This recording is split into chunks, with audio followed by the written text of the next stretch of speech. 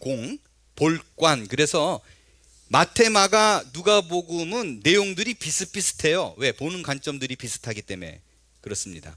근데 요한복음은 거의 완전히 다를 만큼 보는 관점이 다릅니다. 얼마나 다른가?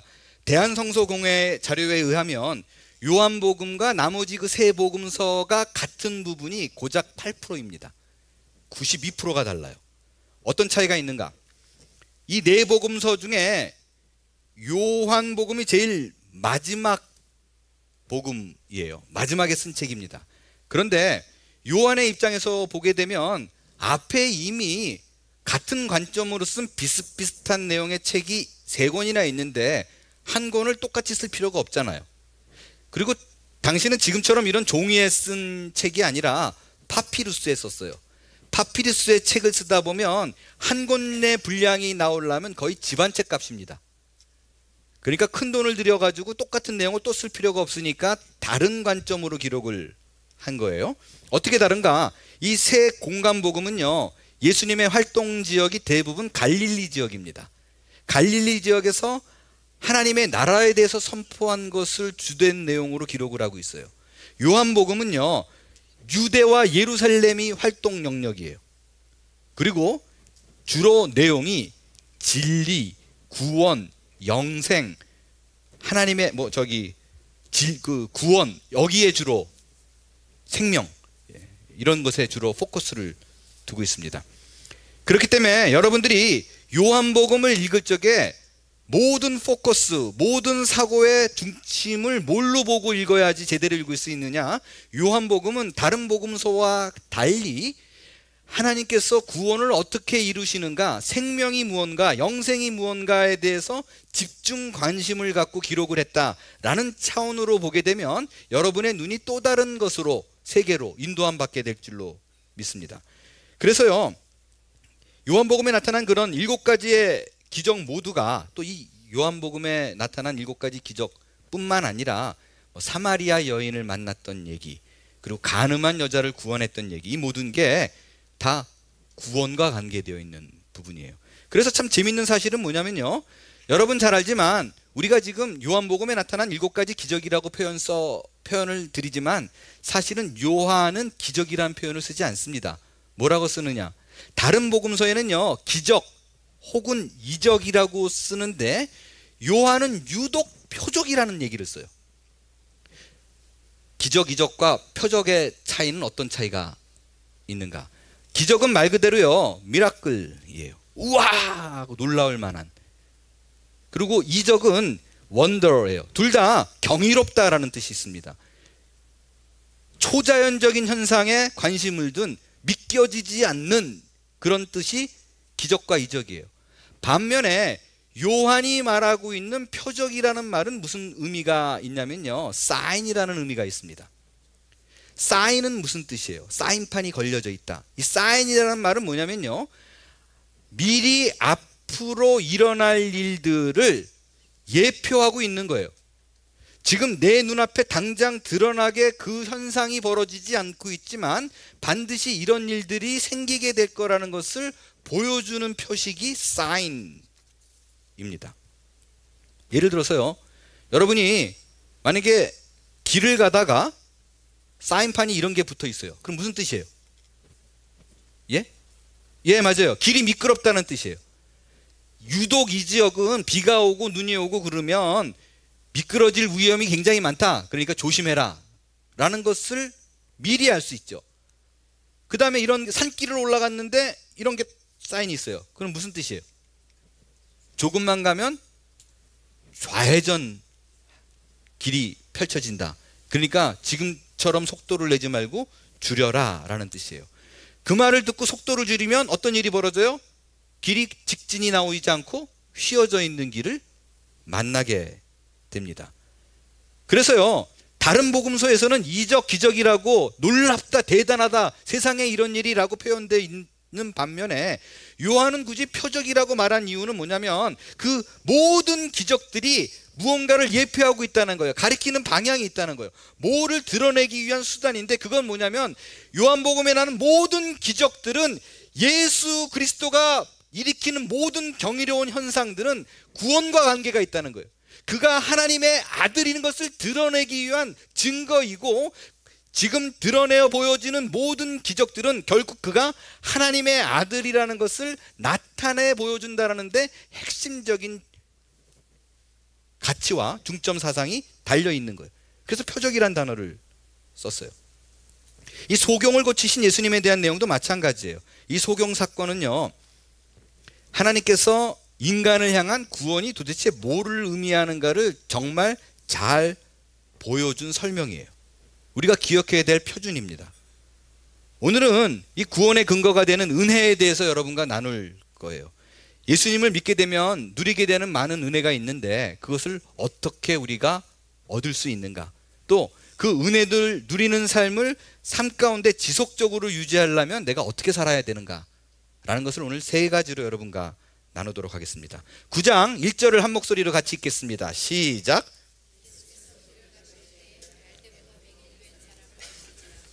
첫 번째입니다. 눈이 떠지는 은혜예요.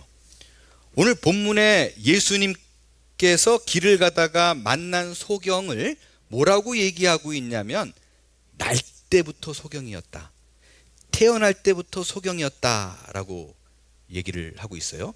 여러분, 날 때부터 소경이었다라는 말의 의미는 무슨 뜻이냐면요, 실제적으로는 자신이 지금 입고 있는 소경의 상태가 어떤 건지 잘 모른다라는 얘기예요.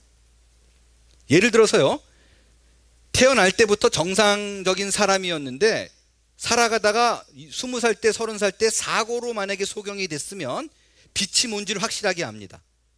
빛에 대한 고마움과 은혜가 뭔지 알아요. 빛이 있음으로 말미암아 내가 누리게 되는 편리성이 뭔지 잘 압니다. 그렇죠? 근데 날 때부터 소경이었다는 사람은 우리가 보다가 못 본 사람과는 달리 빛에 대한 고마움이 그닥 크지 않을 수 있다는 거예요. 잘 모를 수 있다는 것입니다. 날 때부터 소경되었다라는 사람의 의미는 뭐냐면요, 잘생겼다 못생겼다라는 개념 자체가 없다라는 거예요. 어떻게 알겠어요? 본 적이 없는데. 그렇기 때문에 그닥, 물론 불편하고 어려운 건 사실이지만 우리가 생각하는 것만큼 미리 보고 그 빛에 대해서 누려봤던 사람들보다는 그닥 안타까운 것이 덜할 수 있습니다. 예를 하나 들어볼까요? 여러분 지금 날개가 없어서 불편해요? 안 불편하잖아요. 그냥 그런 줄 알고 살죠. 근데 만약에 하나님께서 어떤 기적을 일으켜가지고 앞으로 한 5,000년 후에 갑자기 날개들이 다 생겼다고 쳐요. 그리고 또 1,000년이 지나갔어요. 그러면 역사를 공부하는 사람들이, 공부하는 애들이 책을 읽다가 예전에 5, 6,000년 전에는 날개가 없었어, 그럼 어떤 생각할까요? 얼마나 불편했을까, 얼마나 삶이 힘들었을까라고 생각하잖아요. 근데 여러분이 지금 안 불편하잖아요. 이게 바로 날 때부터 소경된 자의 특징 중에 하나입니다. 지금부터 30년 전에 1990년대 많은 사람들이 북한에 대해서 안타까워하기 시작했어요.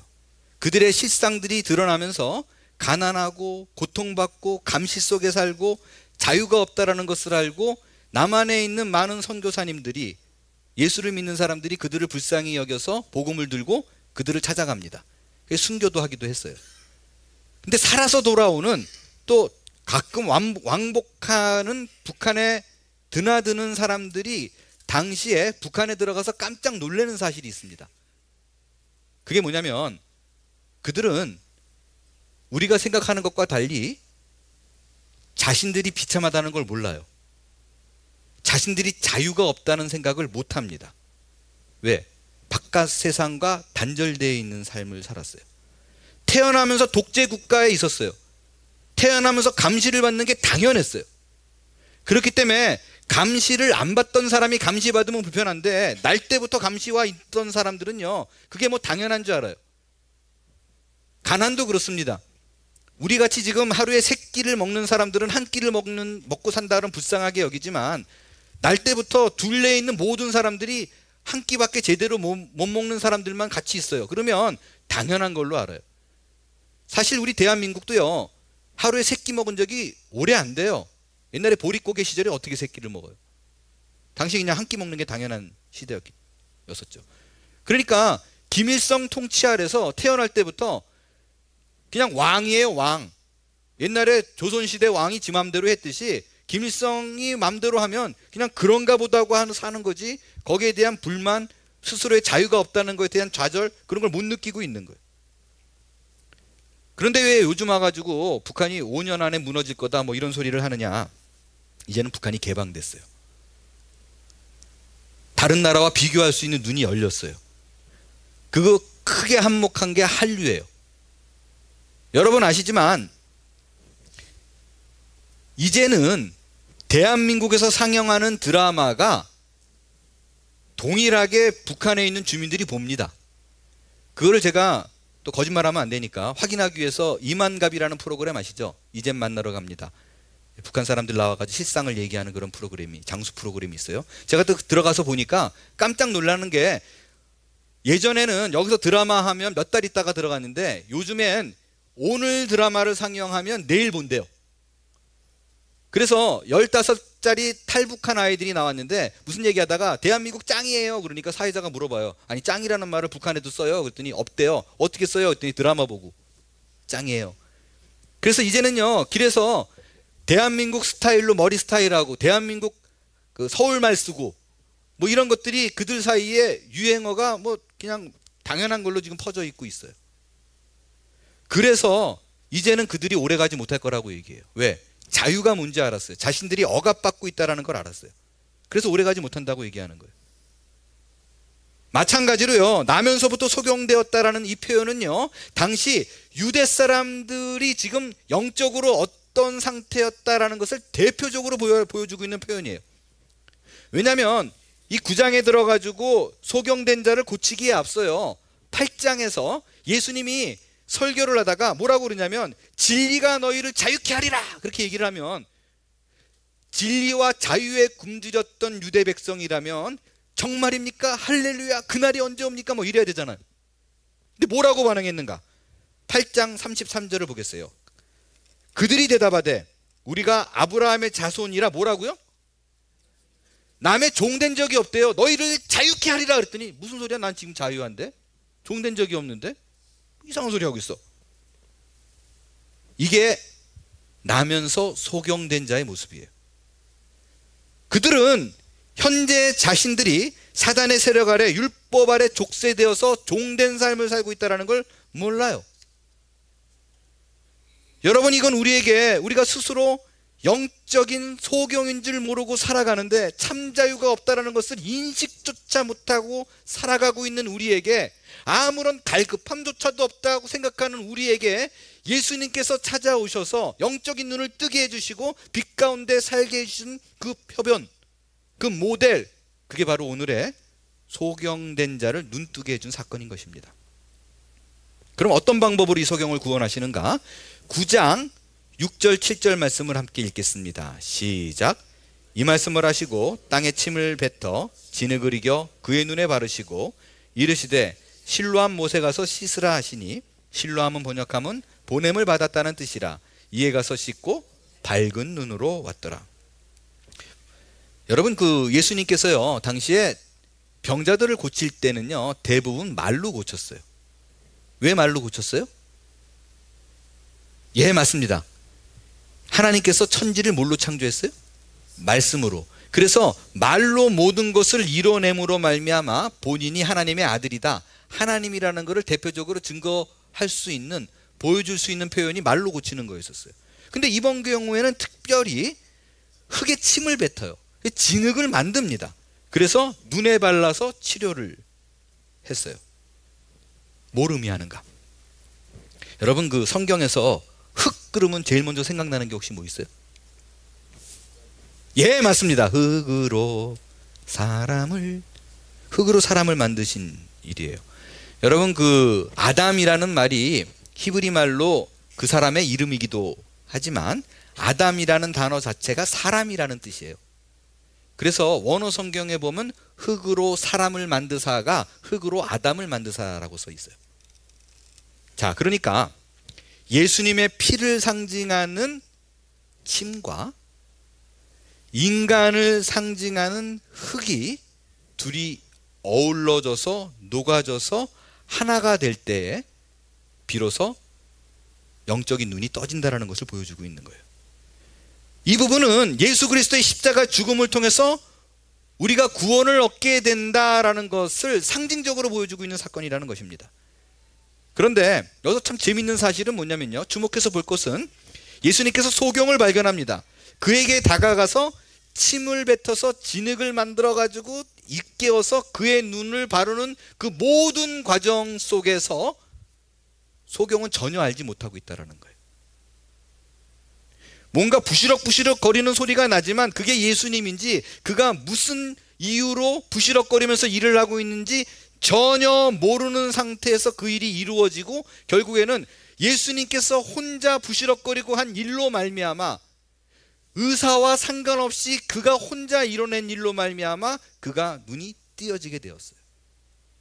여러분, 이것이 구원의 은혜입니다.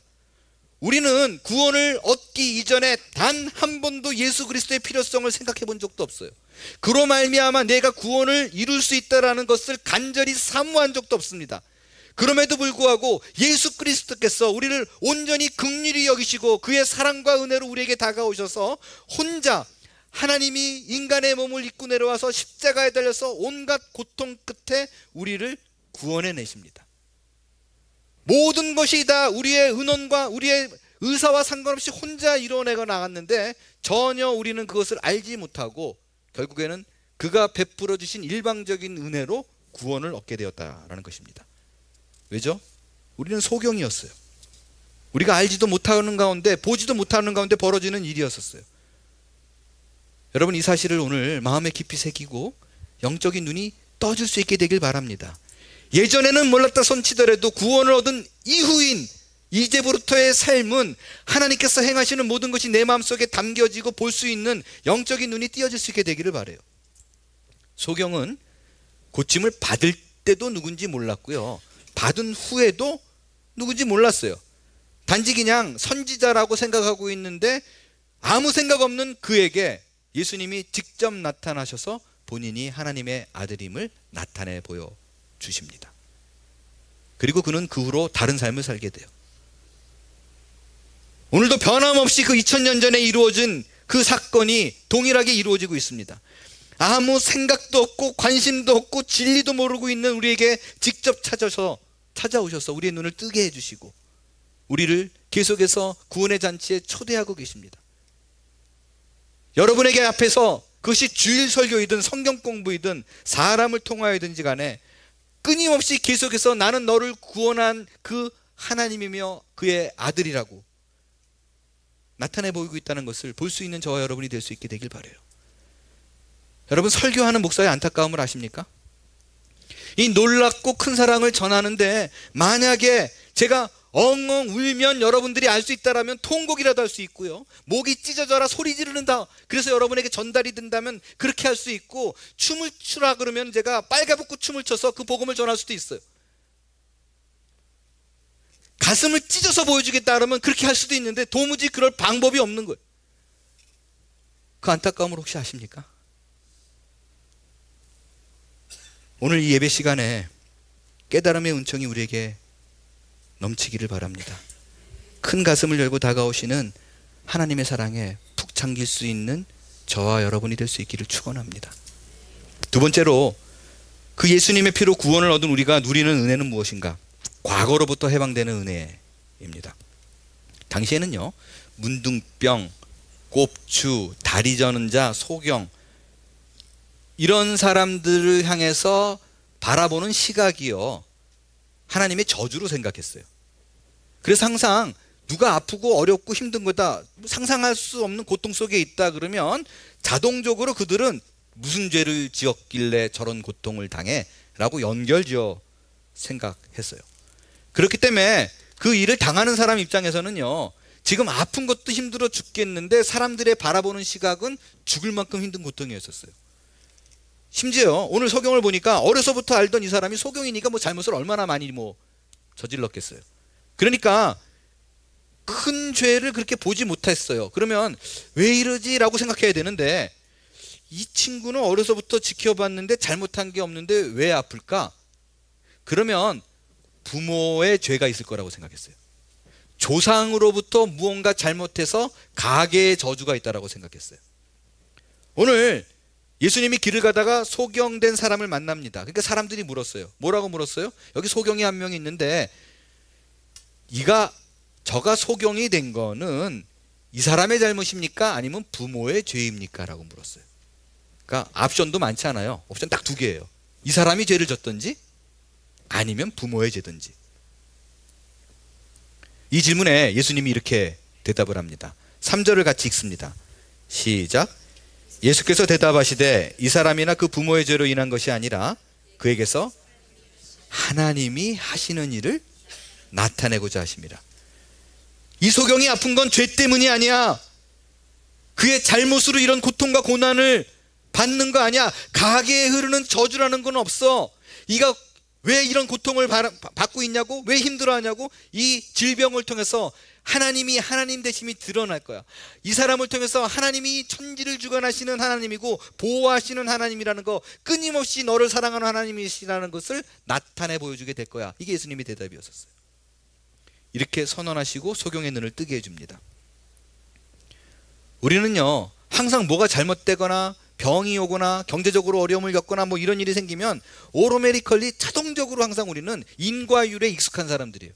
도대체 이렇게 벌어지는 이유가 뭔가, 그래서 끊임없이 그것을 내 죄로 추궁합니다. 왜? 그게 좀 편해요. 그래서 무슨 죄로 인해서 이런 일이 벌어졌구나 라고 알게 되면, 앞으로는 이런 일을 겪지 않으려면 이 일을 하지 말아야겠구나 라는 게 자동적으로 나오면 좀 편하잖아요. 항상 무언가 원인을 찾아서 들어가요. 구원도 나 같은 걸 어떻게 구원했어? 분명히 이유가 있을 거야 라고 근거를 자꾸 찾기 시작해요. 그러나 그렇지 않다는 거예요. 지금 이르는 어려운 시기를 지나고 있는 거 내가 지은 죄의 결과일 수도 물론 있지만, 그렇지 않은 경우도 성경에서 얼마든지 찾아볼 수 있잖아요. 욥의 경우도 그랬고요.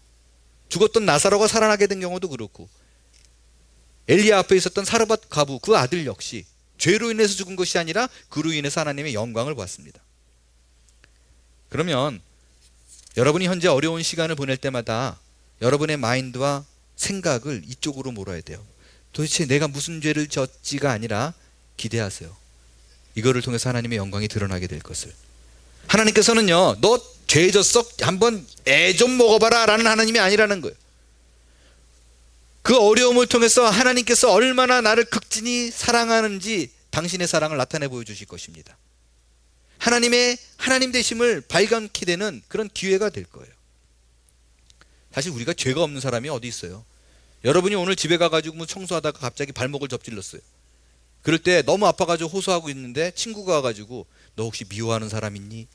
용서 못한 사람 있어? 거기에 안 걸리는 사람이 얼마나 되겠어요? 너 주일날 지난주에 5분 늦을 때부터 내가 이럴 줄 알았다, 뭐 이런. 항상 뭔가 원인을 찾으려 그래요. 여러분, 이런 분들이 가끔 만나요. 아침에 눈 뜨고 감을 때마다 자기 죄로 인해서 너무 고통스러워하는 거예요. 그래서 교회 올 때마다 막 회개하고 통곡하고 뭐 이런 일들을 벌이는 분들을 어렵지 않게 왕왕 만납니다. 그런데 사실은요, 신앙이 좋은 것 같지만 그거 신앙 좋은 거 아니에요. 예수님의 사랑을 머리로만 알고 있는 거예요. 예수님께서는 너의 모든 과거를 깨끗게 하기 위해서, 그 고통을 없이 하기 위해서 모든 것을 감당했구나라는 믿음이 없는 사람입니다. 그래서 괴로운 거예요.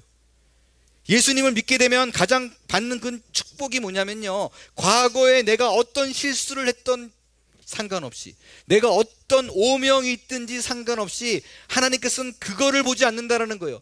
네가 지금 무엇을 관심 갖고 있는가, 예수 그리스도가 정말 나의 구주요 주님으로 믿고 있는가를 본다라는 것입니다. 만약에 그 한 가지 사실이라면 모든 것을 깨끗게 하시고 다시는 묻지 않는다라는 거예요.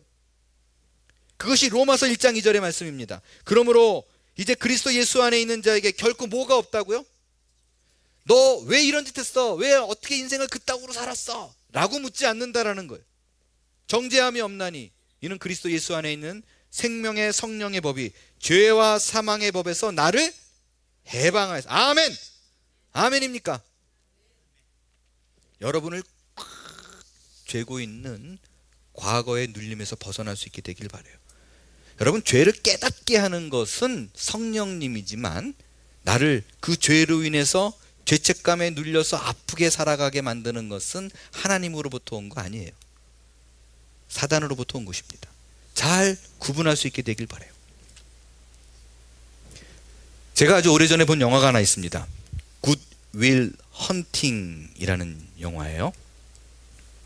맷 데이먼이라는 청년이 나오는, 아주 젊었을 때 맷 데이먼, 97년도에 나온 영화인데 제가 한 10년쯤 지난 다음에 접하게 됐어요. 영화의 내용은요, 맷 데이먼이 그 젊은 그 청소부로 나와요. 영화의 배경은 세계 제1의 공대라고 말하는 천재들만 모이는 MIT 대학을 배경으로 합니다. 근데 그냥 천재예요. 특별한 교육을 받지 않았는데 이 맷 데이먼이 청소부로 일하다가 어느 정도로 천재냐, 그냥 교수가 칠판에다가 그냥 수학 문제를 쫙 풀어놓고 누가 나와서 풀어볼 사람 그러면 아무도 못 풀고 있는데 이게 청소하다가 그냥 풀어내요. 천재예요. 근데 그거를 교수이고 의사이고 상담가인 그 MIT에 재직하고 있는 그 로빈 윌리엄스, 션이라고 분해서 나오는데 그 로빈 윌리엄스 아시죠? 그 로빈이 그 교수로, 그 의사로 재직을 하는데 이렇게 푸는 걸 봐요. 깜짝 놀래요. 그러니까 이 인재가 학교도 다니지 않고 청소하고 있으니까 좀 설득해가지고 공부를 더 하게끔 하려고 갖은 설득을 하는데 안 넘어와요. 그 이유가 뭐냐면 염세주의자예요. 세상이 싫다는 거예요. 세상이 다 미운 거예요. 그냥 모든 것이 가치가 없다라고 느끼는 거예요. 왜냐하면 어릴 때부터요, 아빠한테 너무너무 두들겨 맞았어요. 학대를 받았어요, 양아버지한테. 그래서 조울증, 폭력성, 제멋대로, 그러니까 이게 감당이 안 되는 거예요. 그런데 로빈이 몇 번 만나다가 결국에는 이 청년이 로빈과 상담을 시작해요. 왜냐하면 이 로빈 자체가 어릴 때 똑같은 경험이 있었어요. 술 취한 아버지로부터 맨날 맞고 어머니가 머리 끊겨 다니고 뭐 이런 거를 겪었어요. 그러니까 통하잖아요. 그러니까 맷 데이먼이 로빈은 믿을만하다 싶어가지고 상담을 시작합니다. 한 10번 정도 만나기로 해요. 1시간씩 만나서. 근데 그 만나는 과정 속에 이 청년 맷이 많이 변해요. 뜻밖의 참 잘 변하고 있습니다. 물론 이렇게 삐뚤삐뚤 하는데 그래도 좀 변해요. 마지막 날, 마지막 시간이에요. 상담의 마지막 날. 둘 다 마지막인 줄 알아요. 맷이 앉아 있는데 라빈이 맷에 대해서 적혀 있는 파일을 하나 이렇게 들고 옵니다. 그 맷이 이렇게 썩 보니까 자기 마지막 시간인데 그 파일을 펼쳐가지고 이제 의사로서 소견을 얘기하고 그럴 거 아니에요. 그러니까 씩 보고 이렇게 얘기해요. 그 파일에 뭐라고 적혀 있냐고. 나에게 대해서 애정결핍, 버림받을까봐 두려워하는 거 뭐 그런 거 적혀 있냐고. 그렇게 그냥 툭 던져요. 그랬더니 그 라빈이 들고 온 파일을 내려놓습니다. 그리고 이렇게 얘기해요. 내가 아는 게 많지 않지만 이 기록들 다 헛소리야. 그러면서 그 청년의 마음을 만지기 시작해요. 한 번도 그런 적이 없었는데 맷의 눈을 쳐다보면서 그렇게 얘기해요. Look at me, my son. It's not your fault. 과거의 그 모든 것들은 네 잘못이 아니야. It's not your fault. 그러니까 맷 데이먼이 처음에 이렇게 듣다가 Yeah, I know. 한 걸음 또 더 가와요. It's not your fault. 네 잘못이 아니야. I know. 또 다가와서 It's not your fault. 그랬더니 이제 좀 업셋되기 시작해요. 그만하라는 뜻으로 I know. 알고 있어. 또 다가오더니 It's not your fault. 그랬더니 막 버럭 화를 냅니다. 나를 귀찮게 하지 말라고. 그러더니 그 진실로 다가오는 과거의 모든 것이 네 잘못이 아니야. It's not your fault라는 말에 무너져요. 그리고 엉엉 울고 회복이 되기 시작합니다. 그 장면을 한번 보겠어요.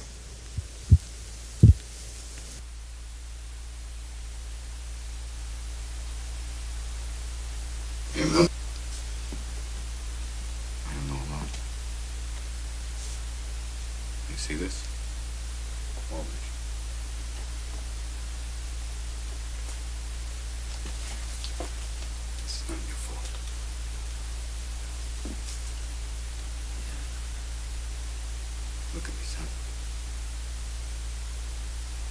fault. It's not your fault. I know. No, you don't. It's not your fault. I know. It's not your fault. All right? It's not your fault. It's not your fault. Don't. It's not your fault. Don't quit me, all right? Don't. It's not you. It's not your fault.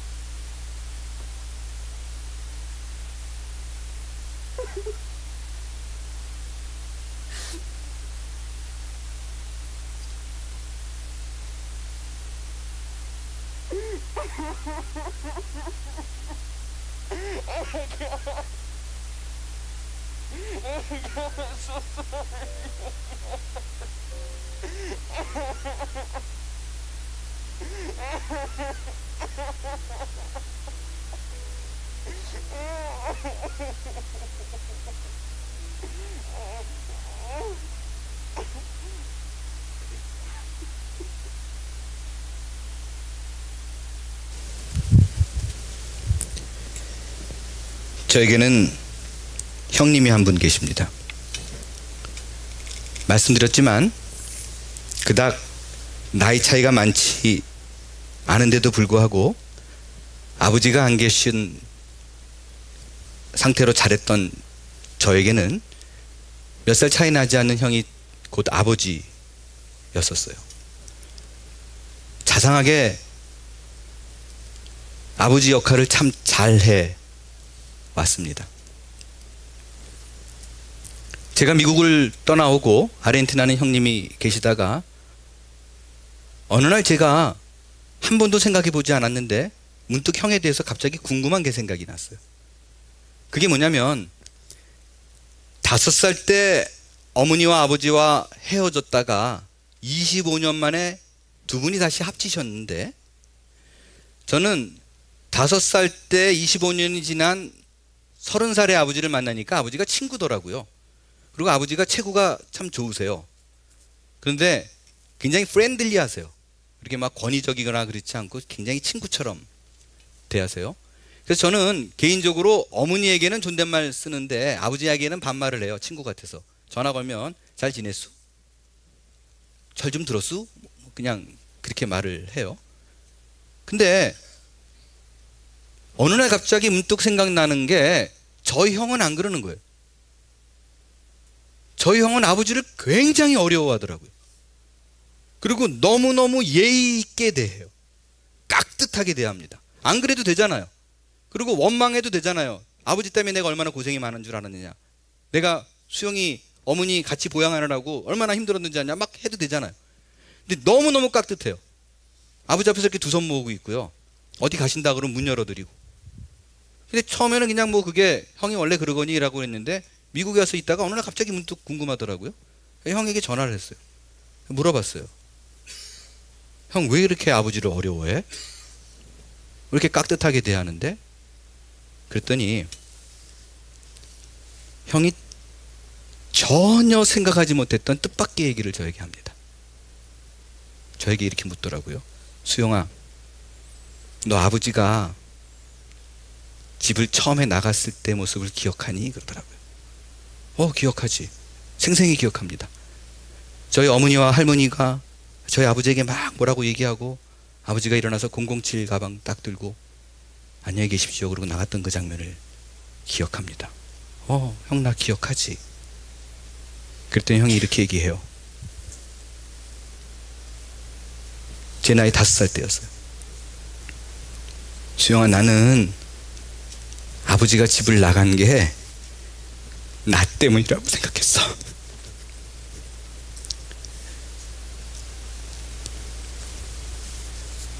내가 잘했으면 이런 일이 없었을 텐데 내가 잘못해서 아버지가 나갔다는 생각이 자꾸 들어. 그래서 난 아직도 아버지가 어려워.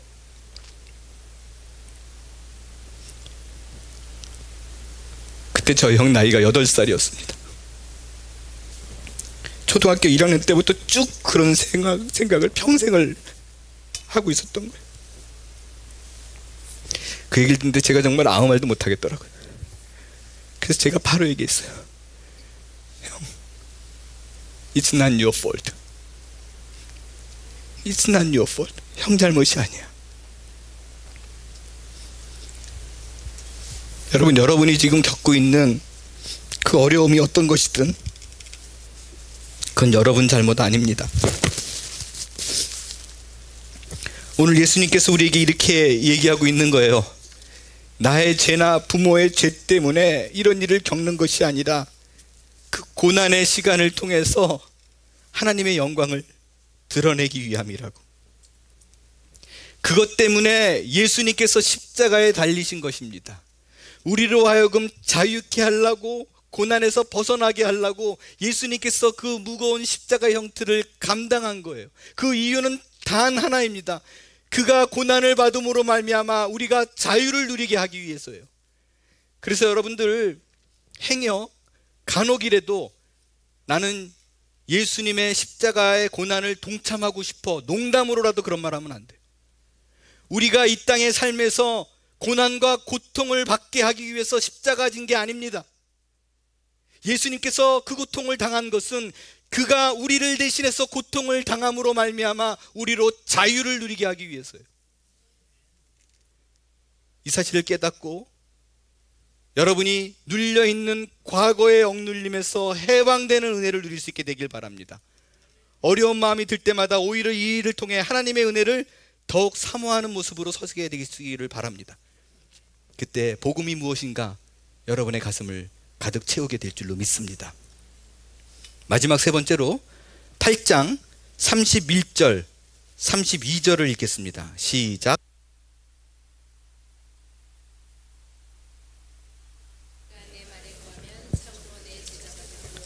진리를 알지니 진리가 너희를 자유롭게 하리라. 세 번째가 순종으로 누리는 은혜입니다. 지금 방금 읽은 31절 32절을요 조금 쉽게 나온 성경 번역본 현대인을 위한 성경을 보니까 이렇게 나와 있어요. 그래서 예수님이 자기를 믿는 유대인들에게 말씀하셨다. 너희가 내 말대로 살면 참으로 내 제자가 되어 진리를 알게 될 것이며 그 진리가 너희를 자유롭게 할 것이다. 너희가 내 안에 거하면 이라는 말을요 너희가 내 말대로 살면이라고 번역을 했어요. 이 말은 무슨 말이냐면 너희가 해보면 안다는 거예요. 예를 한번 들어볼게요. 제가 오늘 3부 예배 설교하다가 마지막 끝에 이렇게 얘기를 했어요. 여러분, 제가 비밀을 하나 알려드리겠습니다. 여러분, 지금 이 교회 뒷문을 내려가서 바로 첫 번째 있는 커다란 컨테이너 쓰레기통, 그 쓰레기통 밑을 1m만 파면 거기에 금땡이가 한 무대기가 들어있습니다 라고 만약에 제가 얘기를 했어요. 이 목사의 말이 사실인가 아닌가를 알려면 어떻게 해야 돼요? 어떻게 하면 알 수 있어요? 간단하죠? 그냥 파보면 돼요. 그러면 그냥 알게 되는 거예요. 그걸 굳이 뭐 이 자리에 모여 앉아가지고 토의하고 뭐 그럴 필요도 없어요. 그냥 해보면 아는 거예요. 여러분, 예수님이 우리에게 하나님의 진리와 하나님의 은혜를 누리는 것을 어렵게 얘기하지 않았어요. 너희가 의심스럽냐? 그냥 내 말대로 한번 살아봐. 그러면 알게 된다는 거예요. 만일 너희가 내 가르침대로 살면 진리를 발견할 수 있게 된다는 것입니다. 오늘 예수님이 고통받고 있는 소경에게 다가가서 땅에 침을 뱉어서 진흙을 이겨가지고 그 소경의 눈에 바르면서 이렇게 얘기합니다. 실로암 못에 가서 씻어라. 그러면 내 눈이 떠질 것이다. 여러분, 그때 그 소경이 이 말이 진짜인지 아닌지를 알 수 있는 방법은 어떻게 하면 돼요? 어떻게 하면 돼요? 실로암 못에 가서 씻으면 돼요. 이 말이 진짜인지 아닌지 알 수 있는 방법은 너무나 간단합니다. 어차피 씻어야 돼요, 그죠? 어차피 침으로 막 짓이기는 것을 얼굴에 발라놨어요. 어차피 씻어야 되는데 예수님은 집에 가서 씻지 말고 지금 right now 실로암 못에 가서 씻으라고 얘기합니다. 때로는 하나님께서 우리의 상식과 이성으로는 도저히 이해할 수 없는 것을 우리에게 요구할 때가 있어요. 그럴 때 여러분 이렇게 하면 안 돼요. 나는 그냥 고작 구원 얻은 걸로 지금 상태로 만족해요. 뭐 어려운 거 요구하지 마세요. 여러분, 우리에게 이대로 살아보라는 것이 한번 너도 십자가 져봐 라고가 아니라고요. 왜? 지금 상식적으로 이해가 되지 않지만 제발 내 말대로 한번 살아봐. 그러면 알게 될 거야. 그것이 얼마나 너희를 자유롭고 평안하게 하는지. 그게 바로 예수님께서 우리에게 가르쳐 주신 진리를 확인할 수 있는 방법이었어요. 이 소경의 말씀에 순종합니다. 그러니까 어떤 일이 일어나요? 눈이 떠져요. 그랬을 때 그에게 어떤 변화가 있었는가? 처음에는 어떤 사람이라고 얘기했어요. 그 다음엔 선지자라고 얘기했어요. 그 다음엔 하나님의 아들입니다라는 고백을 합니다. 그 속에 묻혀 있고 청중을 떠돌던 그 그리스도가 살아있는 내 삶의 구주로 접목이 됐다는 거예요. 더 놀라운 사실이 있어요.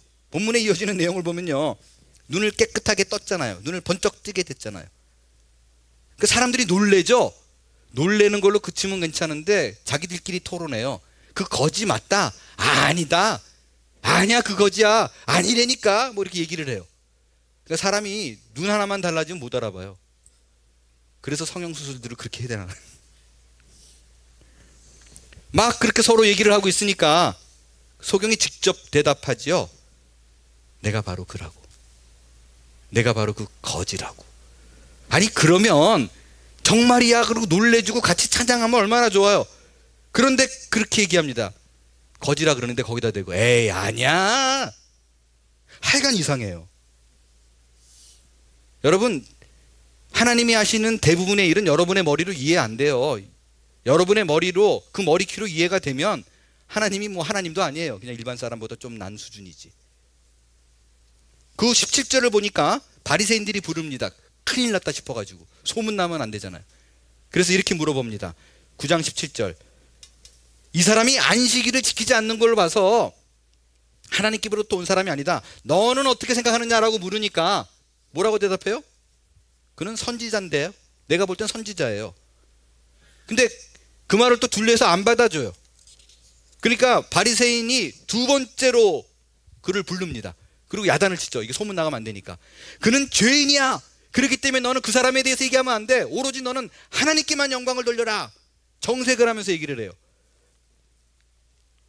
그때 그 소경이 이렇게 얘기를 합니다. 9장 25절. 함께 같이, 이게 하이라이트예요. 크게 읽겠습니다. 시작.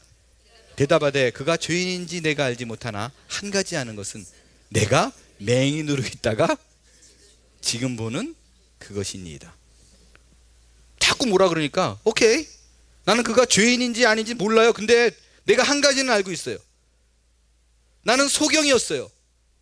앞을 못 보는 사람이었어요. 근데 지금 본다는 거예요. 내 눈에 이제 뭔가 보인다는 거예요. 여러분, 제가 예수를 믿은 지 지금까지 그렇게 많은 기적을 보고 있지 못하더라도 한 가지는 알고 있습니다. 그거는 저의 삶이 변하고 있다는 거예요. 제가 바뀌고 있어요. 예전에 이기적이고 나만 알고 세상 의지하고 비교하고 좌절했던 제가 이제는 그 어떤 일이 있어도 행복하고 하나님의 평안을 누리며 모든 바라보는 시각이 바뀌고 있다는 것입니다. 그것 때문에 제가 하나님의 살아계신가 예수 그리스도의 구원을 아무런 의심 없이 거리낌 없이 믿는 가장 큰 이유가 되는 것이에요. 여러분, 여기 앉아 계신 모든 분들에게 권하고 싶어요. 진리를 확인해 보세요. 오래 걸리지도 않습니다. 여러분, 이 소경이 진리를 발견하는 데는 그냥 단지 그 자리에서 실로암 목까지 가는 그 거리입니다. 그 순간 그거면 씻고 난 다음에는 더 이상 머리가 복잡하지 않아요. 누가 아무리 와가지고 그가 죄인이다, 어떻게 예언자일 수가 있느냐, 그는 나쁜 사람이다라고 얘기해도요, 그 사람은 단 한 가지 얘기를 합니다. 네가 뭔 소리를 하던 간에 내 눈은 떴어. 바로 그 말을 할 수 있게 될 거예요. 말씀을 마치겠습니다. 내가 아무런 생각도 없을 때 나를 찾아오신 예수님을 묵상하십시오.